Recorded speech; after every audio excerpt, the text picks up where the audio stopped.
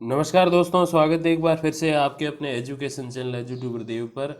तो दोस्तों, आज से 4 दिन पहले एक प्रेस नोट जारी हुआ जियोलॉजी यानी कि भूगर्भ शास्त्र के संबंध में, जिसमें देखिए क्या लिखा गया है कि अभ्यर्थियों को पहले जो है आवेदन मंगवाए गए थे, लेकिन अप्राप्त विस्तृत आवेदन पत्र, रोल नंबर, ये 4 रोल नंबर लिखे हैं और इनको अंतिम अवसर देते हुए सूचित कर रहे हैं कि वो अपने आवेदन पत्र की 2 प्रतियां, मय स्व प्रमाणित दस्तावेजों की एक प्रति 5 अगस्त तक जो है वो भेजे। अब ये कैसे कुछ होता है वो सारा मैंने आपको डिटेल्ड एप्लीकेशन फॉर्म भरने के संबंध में एक वीडियो मैंने बनाए थे, उसमें समझा दिया था। अब देखिए ऐसा क्यों किया जाता है कि कुछ चयनित अभ्यर्थी अपने डॉक्यूमेंट्स नहीं भेजते या वो इंटरव्यू देना नहीं चाहते। देखिए ऐसा किस स्थिति में होता है और आपको ऐसा क्यों नहीं करना चाहिए, उस संबंध में आज हम लोग बात करने वाला है। देखिए ऐसा होने के पीछे सबसे बड़ा जो रीज़न है वो अभी हालिया जो कट ऑफ जारी हुई है, फाइनल रिजल्ट जो जारी हुए हैं, वो एक मैं समझता हूँ सबसे बड़ा कारण है। क्योंकि उन फाइनल रिजल्ट में क्या हुआ है, हर एक विषय की जो है 30, 35, 40 और 49 नंबर, लगभग 50 नंबर तक जो है वो बढ़ी है कट ऑफ जो इंटरव्यू के लिए थी और जो फाइनल कट ऑफ। तो इसी कारण से कुछ अभ्यर्थी जो जो अपने इंटरव्यू के लिए जो कट ऑफ है उसके बिल्कुल आसपास थे, मतलब 2, 4 या 5, 7 या 10 अंक तक ऊपर थे। तो उनका ये मानना है अगर हम पूरे में से पूरे अंक ले आए, मतलब 24 में से 24 ले आए, तो भी हमारी स्थिति ये होगी कि हम उसमें जो है फाइनल सिलेक्शन प्राप्त नहीं कर पाएंगे। तो उस कारण से ये अभ्यर्थी जो है वहाँ पर अपने डॉक्यूमेंट्स प्रस्तुत नहीं करते, प्रेषित नहीं करते और न ही इंटरव्यू देने में इंटरेस्टेड होते हैं। देखिए ऐसा करने के पीछे इनका रीज़न तो मैं समझता हूँ कि इतना सही नहीं है। क्यों नहीं है? देखिए क्योंकि इंटरव्यू कॉल जब आपका होता है तो मैं मानता हूँ कि अगर आप 2, 4 या 5, 10 अंक ऊपर हो, अगर जो कट ऑफ है इंटरव्यू के लिए, तो फिर आपके सिलेक्शन के चांसेस थोड़े कम रहते हैं। लेकिन आप पहले से ऐसी कुछ उम्मीद मत लगाओ कि ऐसे बहुत सारे लोग बैठे हैं जो 20-20 अंक अभी से ऊपर है तो वो वहाँ 10 भी प्राप्त कर लेंगे तो 30 ऊपर हो जाएंगे। देखिए ऐसा ज़रूरी नहीं है, पहली बात। और दूसरा, अगर ऐसा है भी कि चलो 40 अंक ऊपर कोई बैठा है, वो अगर वहाँ 5 अंक भी लाएगा तो 45 से सिलेक्ट हो जाएगा, तो भी आपको ये ध्यान नहीं रखना है। आपको ये ध्यान रखना है कि आपको वहाँ एक्सपीरियंस जो मिल रहा है, वो एक्सपीरियंस जो है वो बड़ा ही, मैं समझता हूँ कि मूल्यवान है, वैल्यूएबल है। क्यों है? देखिए कि आप बहुत जगह जाते हो, पीएचडी के लिए जो एडमिशन होता है वहाँ इंटरव्यू देते हो, और नॉर्मल कोई स्कूल कॉलेज में जो आप अगर टेम्परेरी लगते हो तो वहाँ भी छोटा मोटा इंटरव्यू कई जगह ले लिया जाता है, बड़े शहरों में अगर आप जाओगे। और इसके अलावा कई बार अपने जो गेस्ट फैकल्टी विद्या संबल योजना है, इसमें भी इंटरव्यू के माध्यम से सिलेक्शन होता है। तो ये सारी प्रोसेस तो इंटरव्यू की है, लेकिन इसके आगे जो आरपीएससी का इंटरव्यू है, मैं समझता हूँ कि बहुत ही ज़्यादा अलग है। उसकी जो प्रोसेस है, वहाँ जाकर आप जो अनुभव प्राप्त करोगे ना, वो अनुभव के लिए आप फिर तरसोगे बहुत ज़्यादा। क्योंकि अभी तो चलो आपने ये मौका हाथ से गवा दिया कि चलो यार कौन जाए, अपना तो सिलेक्शन नहीं है, इंटरव्यू का मतलब ही क्या। लेकिन बाद में अगली बार जब आप सेलेक्ट हो जाओगे और मेरिट से 20-30 अंक ऊपर होंगे, तब भी आपके मन में शंका रहेगी कि यार इंटरव्यू में क्या होगा। तब आपको ये चीज़ें पता चलेगी कि काश पिछली बार जब मुझे इंटरव्यू कॉल हुआ था मैंने दे दिया होता, तो आज मुझे यूट्यूब पे कोई वीडियो देख के ये चीज़ें नहीं सीखनी होती कि इंटरव्यू में क्या कुछ होता है। ऑटोमेटिक आपको पता होता, प्रैक्टिकल नॉलेज होता। हम चाहे आपको कितना ही बता दें कि ऐसे हुआ वैसे हुआ, मैंने अपने जो दोस्त वगैरह है, मतलब जो असिस्टेंट प्रोफेसर हैं, उनसे भी पूछा कि क्या कुछ होता है इंटरव्यू में, तो वो सारी बातें मैंने आपको यहाँ के बता दी। तो ये तो एक मौखिक बातें हो गई, थोड़ा बहुत लिख के बता दिया, लेकिन एक प्रैक्टिकल प्रायोगिक रूप से आप स्वयं जब जाके वहाँ अनुभव लोगे ना, तो उस अनुभव का कोई सानी नहीं है, उसका कोई विकल्प नहीं है।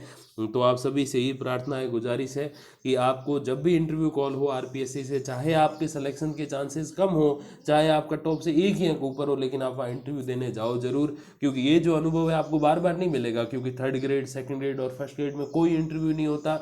दैट मीन्स कि उधर आप सेलेक्ट भी हो गए तो भी आपको इंटरव्यू के लिए कोई एक्सपीरियंस नहीं मिलेगा, लेकिन इधर आपको मिल रहा है। और ये भर्ती आ रही है ना अभी 5, 7, 10 महीने में, मैं तो कहूँ 1 साल समझ लो, उसके अंदर अंदर एग्जाम हो जाएगा, रिजल्ट आने शुरू हो जाएंगे, 2 साल के अंदर तो अगली ज्वाइनिंगें भी हो जाएंगी।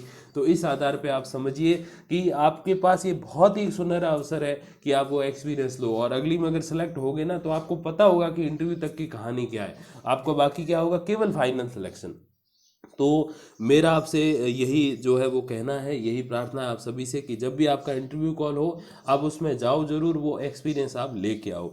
अब देखिए इसके अलावा कुछ और भी प्रेस नोट जारी हुए हैं असिस्टेंट प्रोफेसर 2020 के संबंध में। एक हिंदी का जो है एडिशनल रिजल्ट जारी हुआ है, और एडिशनल रिजल्ट के संबंध में मैंने आपको कई बार बोला है कि दो तरीके से जारी होते हैं। एक तो ये कि कुछ अभ्यर्थी जो है वो अपात्र पाए गए होते हैं इंटरव्यू के लिए, मतलब उनके डॉक्यूमेंट्स पूरे नहीं होते हैं या और किसी कारण से उनकी जो क्वालिफिकेशन है वो कंप्लीट नहीं होती है, अपात्रता होती है, तो उनको बाहर करके उनकी जगह और अभ्यर्थियों को जो है वो बुलाया जा सकता है इंटरव्यू के लिए, तो उसको एडिशनल रिजल्ट बोलेंगे। और अपने इसके अतिरिक्त एक और रीज़न भी रहता है, कई सारे अभ्यर्थी कोर्ट चले जाते हैं किसी आंसर के मैटर को लेकर वगैरह, तो उस संबंध में भी जो है एडिशनल रिजल्ट जारी होता है। अब इसमें एक छोटा सा प्रश्न ये आता है कि एक सर एडिशनल रिजल्ट में भी जो है अतिरिक्त रिजल्ट से अभ्यर्थी पात्र होते हैं, और एक आपके जो है वो वेटिंग लिस्ट भी होती है, पिकअप भी होती है। तो वेटिंग पिकअप का तो मैंने बता दिया कि दो लिस्टें जारी हो, एक मेन लिस्ट और एक रिजर्व लिस्ट, या एक फाइनल लिस्ट और एक रिजर्व लिस्ट। तो उसमें से जब रिजर्व लिस्ट में से फाइनल लिस्ट में किसी अभ्यर्थी को चुना जाए तो वो पिकअप होती है, और वेटिंग लिस्ट वो है जिसमें से कुछ क्वालिफाइड अभ्यर्थियों को जो है जिसके लिए अलग से लिस्ट तैयार नहीं है, लेकिन बाहर से आप उनको बुलाओ, उनकी डॉक्यूमेंट चेक करो और पात्र घोषित करो, तो वो वेटिंग लिस्ट हो गई। तो वो तो फाइनल सिलेक्शन या फाइनल लिस्ट के बाद होती है, तो वो तो वेटिंग और पिकअप हो गई। उसके पहले अगर कोई और अभ्यर्थियों को पात्र घोषित किया जाता है तो उसको एडिशनल रिजल्ट कहा जाता है। तो ये तो दोनों की बातें हो गई। अब इसके अलावा कुछ एक इंटरव्यू डेट्स भी घोषित हुई है, देखिए 2-3 दिन पहले। इसमें होम साइंस की जो बाल विज्ञान, माफ कीजिएगा, बाल विकास जो सब्जेक्ट है, चाइल्ड डेवलपमेंट जिसको कहते हैं, और शिक्षा विस्तार यानी कि एजुकेशन एक्सटेंशन जो है होम साइंस का, इन दोनों के इंटरव्यू की डेट जो है वो 16 अगस्त तय की गई है। 15 अगस्त को तो अवकाश रहेगा, स्वतंत्रता दिवस है। और अंग्रेजी विषय का जो इंटरव्यू होगा वो 22 से 25 के बीच होगा, तो 3-4 दिन इसको भी समय दिया गया है। अब देखिए इससे पहले जो इंटरव्यू आयोजित होने हैं वो देखिए कौन से हैं। भौतिकी यानी कि फिजिक्स का जो इंटरव्यू है वो 26 से 29 तक हो गया है, और आज पॉसिबली उसका रिजल्ट भी आ जाए। जब तक ये वीडियो आप तक पहुंचेगा शाम 5-5:30 तक, तब तक शायद ये जो फिजिक्स का भौतिकी का रिजल्ट भी आ जाए फाइनल वाला। और उसके अलावा जो मैथ्स का इंटरव्यू है वो अभी कल परसों से ही शुरू हो रहे हैं, 1 अगस्त से लगाकर 5 अगस्त तक।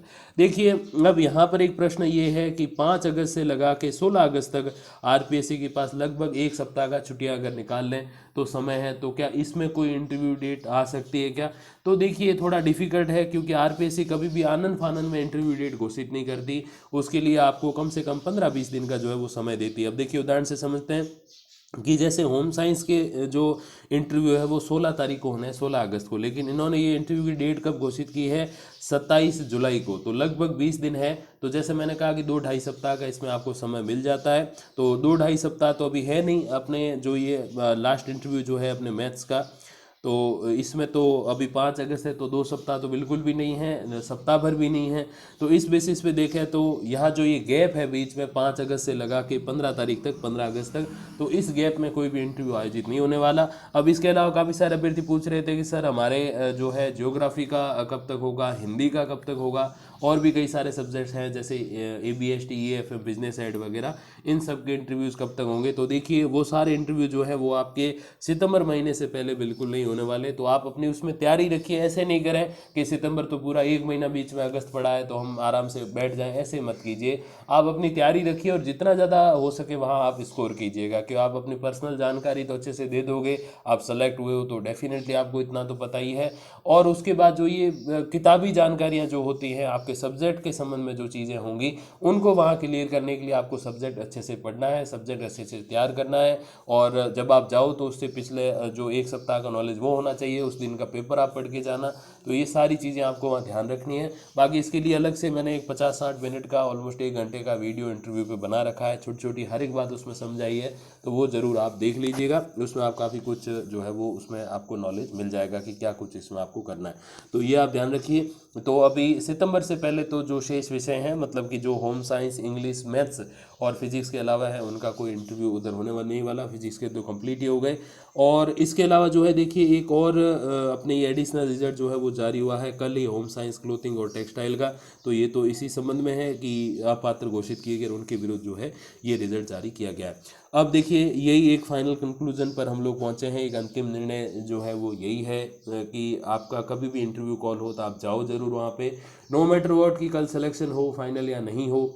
वो बात की परिस्थिति है। लेकिन इंटरव्यू का आप हल्के में मतलब, बहुत सारे हज़ारों ऐसे अभ्यर्थी जो हैं वो आरपीएससी में इंटरव्यू देने जाने के लिए जो है वो बड़ी इच्छा रखते हैं, लेकिन उनको अवसर नहीं मिलता। आपको मिला है तो इस अवसर का आप लाभ उठाओ, और ऐसे अपने डॉक्यूमेंट्स नहीं भेज कर जो है अपनी एक तरीके से वो अज्ञानता का परिचय मत देना। अपने डॉक्यूमेंट्स भेजो और दिखाओ कि हाँ हम असिस्टेंट प्रोफेसर के लायक हैं, और कुछ नहीं, आपको वहाँ एक्सपीरियंस मिलेगा। क्योंकि आप कंपटीशन एग्जाम का एक्सपीरियंस तो हर जगह ले लोगे। आजकल हर एक नौकरी में कंपटीशन एग्जाम है, तो वो तो हर जगह मिल जाएगा, third grade, second grade, first grade, हर जगह। लेकिन आपको इंटरव्यू का जो लाभ है वो इधर ही मिलेगा, और किसी डायरेक्ट रिक्रूटमेंट में अमूमन नहीं मिलता। एचएम वगैरह आती है तो उसमें बहुत समय लगता है, तो उसमें तो अब कई बार होते भी नहीं इंटरव्यू, तो ये भी एक चीज़ें रहती है। बहुत कम पद होते हैं और उसके लिए 5 साल का एक्सपीरियंस चाहिए, तो एक तरीके से वो डायरेक्ट रिक्रूटमेंट इतनी नहीं है। वो पहले से लगे हुए टीचर्स के लिए, और वो भी सरकारी स्कूलों में जो लगे हैं उनके लिए विशेषकर। तो आप ये ध्यान रखिए कि आपको इंटरव्यू कॉल हुआ है तो खुद को थोड़ा सा स्पेशलाइज आप करो, थोड़ा सा विशेष मानो, और आपका इंटरव्यू देने जाओ जरूर। क्योंकि ये जो एक्सपीरियंस है ये बार बार नहीं मिलता, और भर्ती जो है अभी आएगी। इसमें एक और भी प्रश्न था कि सर ये जो 2022 वाले आगामी भर्ती, इसके आगे कब आएगी? तो देखिए साहब, इसके आगे 4 से 5 साल लग जाएंगे। सरकार हमेशा यही कोशिश करती है कि जो उसके लास्ट वाले 1-2 साल है उसमें भर्तियां निकाले, ताकि उनको युवाओं के वोट मिले, उनको छात्र छात्राओं के वोट मिले, यही कोशिश होती है। तो आप इस भर्ती को आसानी में मत लीजिए कि हाँ ये मेरी नहीं, अगली है। हाँ ठीक है, आपके पास क्वालिफिकेशन नहीं है, अभी आप बीएससी बीए फाइनल करके निकले हो, तो 2 साल आपको पीजी करने में लगेंगे, फिर 1 आधा साल नेट का भी लग जाएगा, तो हाँ उसके लिए आप मान सकते हो कि अगली कब है। लेकिन अभी आप एलिजिबल हो, आपके पास नेट भी है, पीजी 55% भी है, यूजी 45-50% के साथ है, फिर भी आप ये कह रहे हो कि नहीं नहीं मैं तो अभी पात्र नहीं हूँ, मैं तो बाद अगली भर्ती की तैयारी करूंगा, तो साहब बूढ़े हो जाओगे ऐसे करते करते। हर एक 4 या 5 या 6 साल बाद भर्ती आती है, जिसका सीधा सा मतलब ये है कि आपको अपने जीवन में 3 या 4 भर्तियां ही देखने को मिलेगी, उसके बाद आप ओवर एज हो जाओगे। तो आप इस बात को ध्यान रखिएगा। और यही कुछ रिजल्ट के संबंध में अपडेट थी। क्योंकि कई बार बच्चे कहते हैं कि सर रिजल्ट के संबंध में जो भी जानकारी आप वीडियो से दे देना, क्योंकि हम रोज़ रोज़ वेबसाइट चेक नहीं कर सकते, आरपीसी की थोड़ा तैयारी वैयारी में लगे हुए हैं, तो उनके लिए एक छोटा सा वीडियो। और विद्या संबल योजना के अंतर्गत काफ़ी सारी वैकेंसीज निकली हैं, तो उस संबंध में जल्द ही अगला वीडियो आने वाला है, और ज्वाइनिंग के बारे में भी एक वीडियो मैं लाऊंगा। और इसके अलावा एक बहुत बड़ा प्रश्न जो है विद्या संबल योजना के संबंध में, उसका भी उत्तर मैं नेक्स्ट वीडियो में आपको देने वाला हूं। तब तक के लिए धन्यवाद, नमस्कार।